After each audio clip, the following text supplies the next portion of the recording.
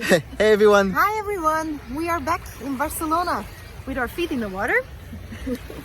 And we have just spent a full week in Catalonia, in the mountains, in a very small village, Eroles. And we've spent a week there working on strategy and movement development with 21 activists from across Europe. And it was 21 people from different movements. There were people from Greenpeace, organizations like Greenpeace and Friends of the Earth, but we also had people from grassroots movements like Extinction Rebellion, Fridays for Future, very important, and then of course En de Gelände. En de Gelände is this mine in Germany that is occupied every year by an enormous amount of rebels and activists. So the goal was to meet each other, which was already great, but also figure out together how we can grow all of those different movements, because we are in a climate emergency.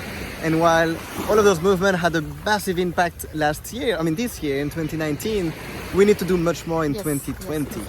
Yeah, by 2020 we arise, we say, in April. So that's what we talked about, building a pan-European movement maybe to join the forces. But what we mainly talked about is by growing the movement, by not only focusing on the climate movement, but actually expanding to a more climate justice movement, where we include more voices and where we reach out to all those people that are already impacted by climate change. So reaching out to communities and also including, for example, the voice of farmers. Yes, there was someone from a Union of Farmers in the UK. It was really interesting to chat with him because I was wondering, why is it that farmers so far have been kind of not really part of all of those movements? And one of the reasons is that they felt a bit alienated by the vegan voice that has been quite of loud in the movement so far. And I think that's where we need to learn to maybe frame things differently, soften maybe a bit our message to make sure that they are included, because while it's true that we definitely need less cattle and less dairy, we're still gonna need some.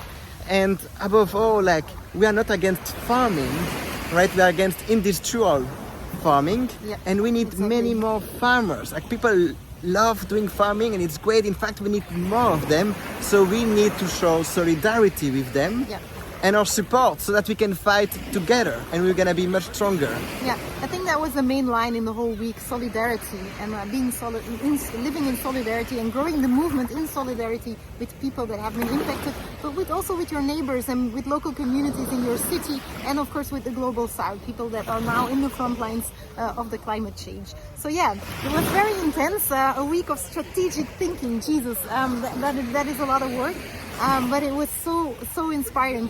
There was this one guy from Zagreb who told this story about a 36 days blockade of a street just to change the policy on car parking and allowing cars into the city, and because of this big shopping mall that was being planted exactly in the middle of the city.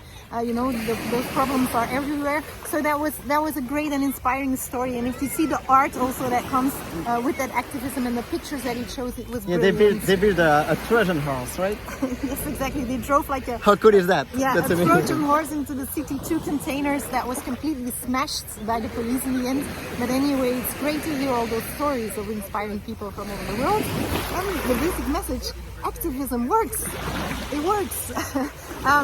It can make a change in the world. So I hope tomorrow, when we head off to Madrid to the COP25, we will meet up there with Extinction Rebellion Madrid.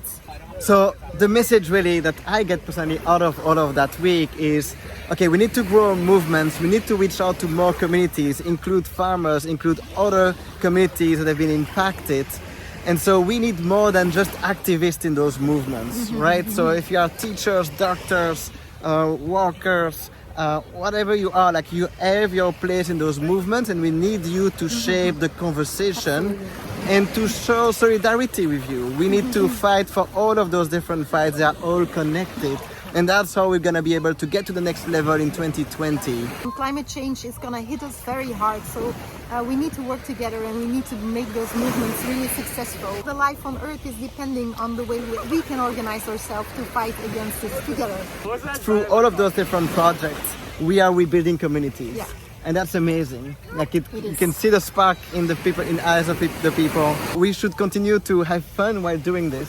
That's very important. Not alienate people. and then we'll do great things together. Absolutely. All right. Yeah, a very big thank you to Ulex, the Ulex project. Definitely visit their website because they have a lot of very interesting trainings out there. Thank you for Act for Change for giving us the opportunity to join. And a very, very special thank you to Sana.